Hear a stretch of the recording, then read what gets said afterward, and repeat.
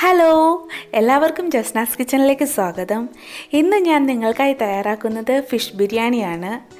ഇത് നമുക്ക് എങ്ങനെ ഈസിയായി വളരെ ടേസ്റ്റോടു കൂടി വീട്ടിൽ ഉണ്ടാക്കുന്നത് എങ്ങനെയെന്നാണ് ഇന്നത്തെ വീഡിയോ. അതിനു മുൻപായി ജസ്നാസ് കിച്ചൺ ഇതുവരെയും സബ്സ്ക്രൈബ് ചെയ്തിട്ടില്ലെങ്കിൽ ഒന്ന് സബ്സ്ക്രൈബ് ചെയ്യുക. അതിനുശേഷം തൊട്ടടുത്ത് കാണുന്ന ബെല്ലൈക്കൺ കൂടി ഒന്ന് ക്ലിക്ക് ചെയ്യുകയാണെങ്കിൽ ഞാൻ അപ്ലോഡ് ചെയ്യുന്ന എല്ലാ വ്യത്യസ്തമായ വീഡിയോകളുടെ എല്ലാം നോട്ടിഫിക്കേഷൻ ഉടനെ നിങ്ങൾക്ക് ലഭിക്കുന്നതായിരിക്കും. അപ്പോൾ നമ്മുടെ ഫിഷ് ബിരിയാണി എങ്ങനെയാണ് ചെയ്യുന്നതെന്ന് നമുക്ക് നോക്കാം. ഫിഷ് ബിരിയാണി തയ്യാറാക്കുന്നതിനായി ഞാനിവിടെ എടുത്തിരിക്കുന്നത് 1.25 കിലോയുള്ള കാട്ട്ല ഫിഷാണ്. ആദ്യം തന്നെ നമുക്ക് ഈ ഫിഷ് ഒന്ന് കട്ട് ചെയ്തെടുക്കാം. ഞാനിപ്പോൾ ഈ ഫിഷ് നല്ലതുപോലെ ഒന്ന് പീസാക്കി എടുത്തിട്ടുണ്ട്. തലയും വാലും ഒക്കെ ഞാൻ മാറ്റിയിട്ടുണ്ട്. ഇനി നമുക്ക് വേണ്ടത് ഇതിലേക്ക് വേണ്ട മസാല എങ്ങനെ ചെയ്യുന്നതെന്ന് നോക്കാം. ആദ്യമേ വേണ്ടത് കുറച്ച് ജിഞ്ചറും ഗാർലിക്കും കൂടി നന്നായിട്ട് ചതച്ചെടുത്തതാണ്. പിന്നെ വേണ്ടത് ഒരു 1/4 സ്പൂൺ മഞ്ഞൾപ്പൊടി, പിന്നെ 2 സ്പൂൺ മുളക് പൊടി, പിന്നെ ആവശ്യത്തിന് ഉപ്പ്. ഇനി വേണ്ടത് ഒരു 1/4 സ്പൂൺ ഫിഷ് മസാലയാണ്. ഇവിടെ ഫിഷ് മസാല ഇല്ലെങ്കിൽ ഗരം മസാല വേണമെങ്കിൽ നമുക്ക് ഇതിലോട്ട് ചേർക്കാം. ഇനി വേണ്ടത് ഇത് മിക്സ് ചെയ്യാൻ ആവശ്യത്തിന് കോക്കനട്ട് ഓയിൽ. ഇവിടുത്തെ കാലാവസ്ഥ കുറച്ച് തണുപ്പായത് കൊണ്ടാണ് ഈ ഓയിൽ ഇങ്ങനെ കട്ടിയായിട്ടിരിക്കുന്നത്. ഇത് നമുക്ക് നല്ലതുപോലെ മിക്സ് ചെയ്തെടുക്കാം. ഇപ്പോൾ ഞാൻ ഈ മസാലയെല്ലാം നല്ലപോലെ മിക്സാക്കി മീനിലോട്ടെല്ലാം നല്ലപോലെ തേച്ച് പിടിപ്പിച്ചിട്ടുണ്ട്. ഇനിയിപ്പോൾ നമുക്ക് ഈ മീൻ ഒരു അരമണിക്കൂർ തൊട്ട് 1 മണിക്കൂർ വരെ ഒന്ന് മൂടി വെക്കണം. ഫ്രിഡ്ജിൽ വെച്ചാലും കുഴപ്പമില്ല. ഈ സമയം കൊണ്ട് അപ്പോൾ മസാലയെല്ലാം നല്ലതുപോലെ മീനിൽ പിടിച്ചിരിക്കും. വേണ്ടത് ബിരിയാണിക്ക് വേണ്ടിയുള്ള റൈസാണ്. ഇതിനായി ഞാൻ എടുത്തിരിക്കുന്നത് ബസുമതി റൈസാണ്. ഇത് ഞാൻ ഈ ഒരു കപ്പിന് 2 കപ്പാണ് എടുത്തിരിക്കുന്നത്. അപ്പോൾ നല്ലതുപോലെ വാഷ് ചെയ്ത് കുറച്ച് വെള്ളം ഒഴിച്ച് നമുക്ക് ഒരു അരമണിക്കൂർ ഇതൊന്ന് സോക്ക് ചെയ്ത് വെക്കാം. നമുക്ക് ബിരിയാണിയിലേക്ക് വേണ്ട കാഷ്യൂനട്ടും കുറച്ച് ഉണക്കമുന്തിരിയും കുറച്ച് സവോളയും നന്നായിട്ട് ഫ്രൈ ചെയ്തെടുത്ത് മാറ്റി വെക്കാം. അതിനായി ഞാനിവിടെ എടുത്തിരിക്കുന്ന ഒരു അടികട്ടിയായ പാത്രം ചൂടാവുമ്പോൾ ഒരു വലിയ സ്പൂൺ നെയ്യ് ഒഴിച്ചു കൊടുക്കാം. അതോടൊപ്പം തന്നെ ഇതിലേക്ക് കുറച്ച് വെജിറ്റബിൾ ഓയിലും ഒഴിച്ചു കൊടുക്കുക. ഓയിലും നെയ്യും ഇപ്പോൾ നല്ലതുപോലെ ഒന്ന് ചൂടായിട്ടുണ്ട്. ഇനി നമുക്ക് ഇതിലോട്ട് കാഷ്നട്ട് ആദ്യമായിട്ട് ഫ്രൈ ചെയ്യാം. ഈ കാഷ്നട്ട്സ് ഫ്രൈ ആയി കഴിയാൻ നേരത്ത് നമുക്ക് ഇതിലോട്ട് ഈ ഉണക്കമുന്തിരി കൂടി ഇട്ട് കൊടുക്കാം. അത് പെട്ടെന്നാവും, അതനുസരിച്ച് പെട്ടെന്ന് എടുക്കാൻ ശ്രദ്ധിക്കണം. ഇതിന് ശേഷം ഒരു വലിയ സവോള നല്ലപോലെ നൈസായിട്ട് അരിഞ്ഞതാണ്. ഇത് നമുക്ക് ഇതിലോട്ട് ചേർത്ത് നല്ലപോലെ ഫ്രൈ ചെയ്തെടുക്കാം. ഇപ്പോൾ നമ്മളുടെ ഉണക്കമുന്തിരിയും കശുവണ്ടിയും സവോളയും നല്ലപോലെ ഫ്രൈ ചെയ്തെടുത്തിട്ടുണ്ട്. ഇപ്പോൾ ഒരു അരമണിക്കൂർ കഴിഞ്ഞിട്ടുണ്ട്. ഈ സമയത്ത് നമ്മൾ ഈ സോക്ക് ചെയ്ത് വെച്ചിരിക്കുന്ന അരി നമുക്കൊന്ന് വേവിച്ചെടുക്കാം. അതിനായിട്ട് ഒരു അടികട്ടിയായ പാത്രം ഒന്ന് ചൂടായി വരുമ്പോൾ കുറച്ച് നെയ്യ് ഒഴിക്കുക. ഇനി ഈ നെയ്യൊന്ന് ചൂടായി വരുമ്പോൾ 2-3 കറുവേല, കുറച്ച് കറുവാപ്പട്ട, തക്കോലം, കുറച്ച് ഏലയ്ക്ക, ഈ സ്റ്റാർ, പിന്നെ ജാതിപത്രി, ഇതെല്ലാം കൂടി നമുക്ക് ഇതിലോട്ട് ഇട്ടിട്ട് നല്ലതുപോലെ ഒന്ന് വഴറ്റിയെടുക്കാം. ഇതുപോലെ തന്നെ ഇതിലോട്ട് ഇനി നമ്മൾ കുറച്ച് അരിഞ്ഞു വെച്ച് സവോള കൂടി ഇതിലോട്ട് ആഡ് ചെയ്യും. ഇപ്പോൾ ഈ സ്പൈസസൊക്കെ നല്ലതുപോലെ ഒന്ന് വാടി വന്നിട്ടുണ്ട്. ഇനി നമ്മൾ ഈ ഊറ്റി വെച്ചിരിക്കുന്ന അരി എടുത്ത് നമുക്ക് ഇതിലോട്ട് ഇട്ട് കൊടുക്കാം. എന്നിട്ട് ഇത് നല്ലതുപോലെ ഒന്ന് ഇളക്കി കൊടുക്കാം. ഇനി നമുക്ക് വേണ്ടത് ഇതിലേക്ക് ചേർക്കേണ്ട വെള്ളമാണ്. ഞാൻ ഈ ഒരു കപ്പിനായിരുന്നു 2 ഗ്ലാസ് അരി എടുത്ത് വെച്ചത്. അപ്പോൾ ഇനി ചേർക്കേണ്ടത് ഇതിന് 4 കപ്പ് വെള്ളമാണ്. ഇന്നിപ്പോൾ നമ്മൾ 2 ഗ്ലാസ് അരിയാണ് എടുക്കണമെങ്കിൽ 4 കപ്പ് വെള്ളം എടുക്കണം. അതിപ്പോൾ നമ്മൾ ഏത് അളവ് പാത്രം എടുത്താലും അതിൻ്റെ ഇരട്ടി വെള്ളം നമ്മൾ ഇതിലോട്ട് ചേർത്ത് കൊടുക്കണം. വെള്ളം ചേർത്തതിന് ശേഷം ആവശ്യത്തിന് ഉപ്പ് ഇതിലോട്ട് ചേർക്കാം. ഇനി ഇതോടൊപ്പം തന്നെ ഞാനിവിടെ 2 പച്ചമുളക് കൂടി ഇതിലോട്ട് ചേർക്കുന്നുണ്ട്. ആ ഒരു ചെറിയൊരു എരിവൊക്കെ റൈസിന് കിട്ടാൻ വേണ്ടിയാണ് ഇങ്ങനെ ചേർക്കുന്നത്. ഇതിപ്പോൾ നല്ലതുപോലെ ഒന്ന് തിളച്ച് വരുന്നുണ്ട്. ഈ സമയത്ത് നമുക്ക് ഇത് ലിഡ് ഉപയോഗിച്ച് ക്ലോസ് ചെയ്ത് വെക്കാം. ഇനിയിപ്പോൾ നമ്മുടെ അരി സെറ്റായി വരുന്ന സമയം കൊണ്ട് നമ്മൾക്ക് എടുത്ത് വെച്ചിരിക്കുന്ന ഫിഷ് നല്ലപോലെ ഫ്രൈ ചെയ്തെടുക്കാം. അതിനായിട്ട് ഒരു അടികട്ടിയായ പാത്രം ചൂടാവുമ്പോൾ കുറച്ച് എണ്ണ ഒഴിച്ച് കൊടുത്ത് ആ എണ്ണ ഒന്ന് ചൂടായി വരുമ്പോൾ കുറച്ച് കറിവേപ്പില കൂടി ഇട്ട് കൊടുക്കാം.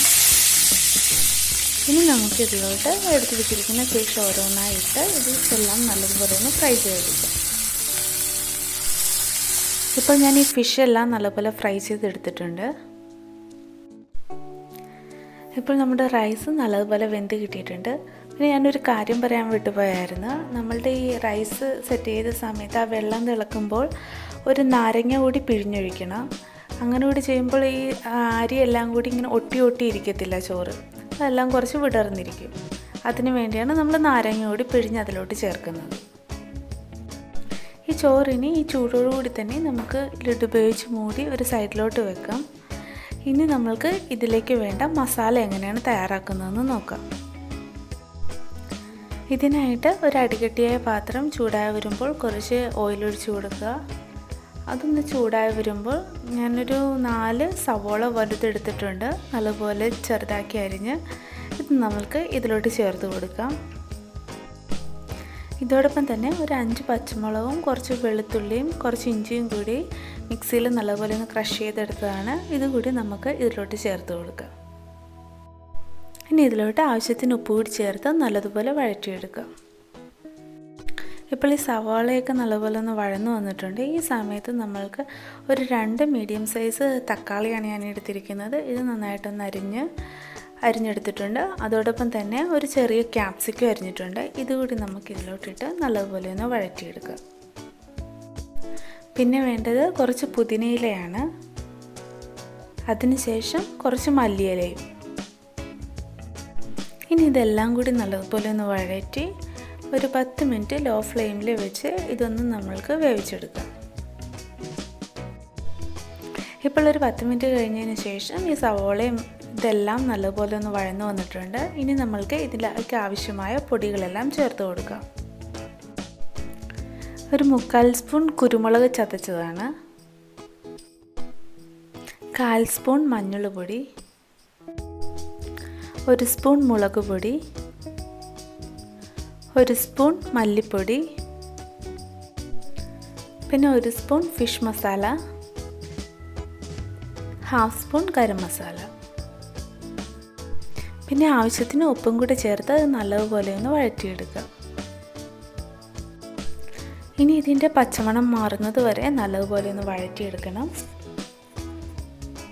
ഇപ്പോൾ നമ്മുടെ മസാല ഇവിടെ റെഡി ആയിട്ടുണ്ട്. ഇപ്പോൾ നമ്മുടെ ബിരിയാണിക്ക് വേണ്ട സാധനങ്ങളെല്ലാം റെഡി ആയിട്ടുണ്ട്. ഇനി നമ്മൾക്ക് ഇതെല്ലാം കൂടി ദം ചെയ്യാൻ വേണ്ടി ഒരു വലിയ പാത്രം എടുത്ത് ഈ സാധനങ്ങളെല്ലാം ഓരോന്നോരോന്നായി സെറ്റ് ചെയ്യാം.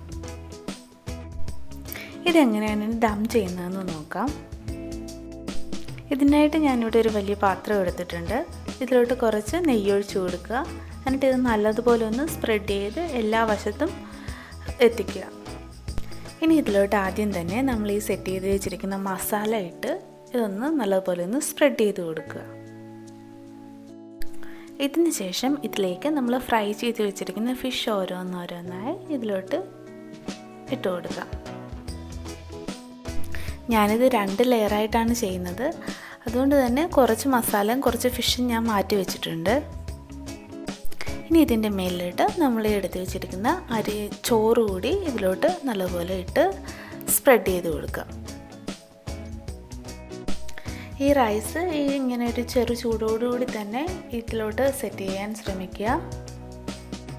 ഇനി ഇതിൻ്റെ മേലിലോട്ട് നമ്മൾ ആ ഫ്രൈ ചെയ്ത് വെച്ചിരിക്കുന്ന സവോള കുറച്ചിട്ട് കൊടുക്കാം. ഇനി വീണ്ടും ഇതിലേക്ക് നമ്മൾ ആ മാറ്റി വെച്ചിരിക്കുന്ന മസാല കൂടി ഇട്ട് കൊടുത്ത് നല്ലതുപോലെ സ്പ്രെഡ് ചെയ്യുക. ഇതിന് ശേഷം ഇതിൻ്റെ മേലിലോട്ട് വീണ്ടും നമ്മൾ ആ ഫ്രൈ ചെയ്ത് വെച്ചിരിക്കുന്ന ഫിഷ് വെക്കുക. ഇനി വീണ്ടും നമുക്ക് അടുത്ത ലെയർ റൈസ് കൂടി ഇവിടെ നല്ലതുപോലെ ഒന്ന് സ്പ്രെഡ് ചെയ്ത് സെറ്റാക്കാം. ഇനി ഈ റൈസിൻ്റെ മേലിൽ കുറച്ച് നെയ്യ് ഒഴിച്ച് കൊടുക്കുക. ഇതിൻ്റെ പുറത്തോട്ട് ഇനി ഒരു 1/4 സ്പൂൺ ഫിഷ് മസാല കൂടി എല്ലായിടത്തും ഒന്ന് തൂളിക്കൊടുക്കുക. ഇനി വീണ്ടും ഇതിലേക്ക് നമ്മൾ ആ ഫ്രൈ ചെയ്ത് വെച്ചിരിക്കുന്ന എല്ലാ ഒനിയനും കൂടി ഇട്ട് കൊടുക്കുക. ഇതോടൊപ്പം തന്നെ ഈ ഉണക്കമുന്തിരി, കാഷ്നട്ട്, ഇതിലോട്ട് ഇട്ട് കൊടുക്കാം. ഇനി ഈ സമയത്ത് കുറച്ചുകൂടി പുതിനയുടെയും മല്ലിയിലയുടെയൊക്കെ ടേസ്റ്റ് ഇഷ്ടമുള്ളവർക്ക് കുറച്ചുകൂടി പുതിനയിലയും മല്ലിയിലയും കൂടി ഇതിലോട്ട് ഇട്ട് കൊടുക്കാം. ഇനി ഇവിടെ ഞാൻ എടുത്തിരിക്കുന്നത് കുറച്ച് റോസ് വാട്ടർ, മഞ്ഞൾപ്പൊടി, കുറച്ച് നെയ്യ് കൂടി വെള്ളമൊഴിച്ച് കുറച്ച് മിക്സ് ചെയ്തെടുത്തതാണ്. ഇവിടെ ഫുഡ് കളർ ചേർക്കേണ്ടവർക്ക് ഫുഡ് കളർ ചേർക്കാം. ഞാൻ ഫുഡ് കളർ ചേർക്കുന്നില്ല, പകരം ഇതാണ് ചേർക്കുന്നത് ഇതിലോട്ട്. ഇത് കുറച്ച് നമുക്ക് എല്ലായിടത്തോട്ടും ഒന്ന് തൂളിയിട്ട് കൊടുക്കാം. ബിരിയാണിയുടെ ആ ഒരു കളർ കിട്ടാൻ വേണ്ടിയാണ് ഇങ്ങനെ ചെയ്യുന്നത്. ഇപ്പോൾ ഈ ബിരിയാണി നല്ലതുപോലെ സെറ്റ് ചെയ്തെടുത്തിട്ടുണ്ട്. ഇനി ഇത് നമുക്ക് ദം ചെയ്തെടുക്കാം. ഇതിനായിട്ടിപ്പോൾ ഞാൻ ഈ പാത്രത്തിൻ്റെ തന്നെ ലിഡാണ് ഉപയോഗിക്കുന്നത്. ഇതിൽ പുറത്തോട്ട് ആവിയൊന്നും കടക്കത്തില്ല, അതുകൊണ്ടാണ് ഞാൻ ഈ ലിഡ് ഉപയോഗിക്കുന്നത്. ഇപ്പോൾ കുറച്ച് ആവിയൊക്കെ പുറത്തോട്ട് പോകുന്ന ടൈപ്പ് മൂടിയാണ് നമ്മൾ വെക്കുന്നതെങ്കിൽ അതിൻ്റെ മേളിലോട്ട് കുറച്ച് മൈദ കുഴച്ച് വെച്ചിട്ട് നല്ലപോലെ സ്റ്റിക്ക് ചെയ്യുവാണെങ്കിൽ എയർ പോകാണ്ടിരിക്കും. അതോടൊപ്പം തന്നെ ഇപ്പം അങ്ങനെ ചെയ്തില്ലെങ്കിൽ നമ്മൾക്കൊരു കോയിൽ പേപ്പർ വെച്ചിട്ട് ഈ പാത്രം നല്ലതുപോലെ ഒന്ന് കവർ ചെയ്തിട്ട് അതിൻ്റെ മേളിൽ മൂടി വെച്ചാലും എയർ പോകത്തില്ല. അങ്ങനെ നമ്മൾക്കിത് ദം ചെയ്തെടുക്കാം. ഞാനിപ്പോൾ ഇതിൻ്റെ എയർ പുറത്തോട്ട് പോകാത്ത കാരണം ഈ മൂടി തന്നെ വെച്ചിട്ടാണ് ലോ ഫ്ലെയിമിൽ ഇതൊന്ന് ദം ചെയ്തെടുക്കുന്നത്. ഇനി നമുക്കിതൊരു അരമണിക്കൂറോളം ലോ ഫ്ലെയിമിൽ വെച്ചിട്ട് നന്നായി ദം ചെയ്തെടുക്കാം. ഈ സമയത്ത് കുറച്ച് പെട്ടെന്ന് ഇങ്ങനെ അടുക്കി പിടിക്കുന്ന പാത്രങ്ങളാണെങ്കിൽ നമ്മളുടെ എന്തെങ്കിലും ഒരു പഴയ ദോശപ്പാൻ വെച്ച് നമ്മളുടെ സ്റ്റൗവിൻ്റെ മേളിലൊരു ദോശപ്പാൻ വെച്ച് അതിൻ്റെ മേളിലോട്ട് ഈ പാത്രം വെച്ചിട്ട് നമുക്ക് ദം ചെയ്യാം. അപ്പോഴും ഒരുപാട് ഹീറ്റ് വന്നിട്ട് ഇതിൻ്റെ അടിയിൽ പിടിക്കത്തില്ല. എന്തായാലും ലോ ഫ്ലെയിമിൽ വെച്ച് ഒരു അരമണിക്കൂർ ആവി പുറത്തോട്ട് പോകാണ്ട് അതിൻ്റെ ഇടയ്ക്കൊന്നും തുറന്നൊന്നും നോക്കരുത്. ഇപ്പോൾ ഒരു അരമണിക്കൂർ കഴിഞ്ഞ് നമ്മളുടെ ബിരിയാണി ഇവിടെ സെറ്റായിട്ടുണ്ട്. അപ്പോൾ വളരെ രുചികരമായ ഫിഷ് ദം ബിരിയാണി ഇവിടെ റെഡിയായിരിക്കുകയാണ്. ഇതെല്ലാവർക്കും വീട്ടിൽ ചെയ്തു നോക്കാൻ പറ്റും. എല്ലാവരും ഇതൊന്ന് ട്രൈ ചെയ്ത് നോക്കണം. എന്നിട്ട് നിങ്ങളുടെ ഫീഡ്ബാക്ക് എന്നെ കമൻസിലൂടെ അറിയിക്കുക. നിങ്ങൾക്ക് ഈ വീഡിയോ ഇഷ്ടമായെങ്കിൽ നിങ്ങളുടെ ഫ്രണ്ട്സിനും ഫാമിലിക്കും ഒക്കെ ഒന്ന് ഷെയർ ചെയ്ത് കൊടുക്കുക, ലൈക്ക് ചെയ്യുക. അതോടൊപ്പം സബ്സ്ക്രൈബ് ചെയ്യാത്തവരുണ്ടെങ്കിൽ എൻ്റെ ഈ ചാനലൊന്ന് സബ്സ്ക്രൈബ് ചെയ്യുക. നിങ്ങൾക്കപ്പോൾ എൻ്റെ ഈ വീഡിയോ ഇഷ്ടമായെന്ന് ഞാൻ കരുതുന്നു. ഇനിയും വീണ്ടും ഞാൻ വളരെ വ്യത്യസ്തമായ വീഡിയോകളുമായി നിങ്ങളുടെ മുൻപിൽ വരുന്നതായിരിക്കും. Thank you for watching Jasna's kitchen.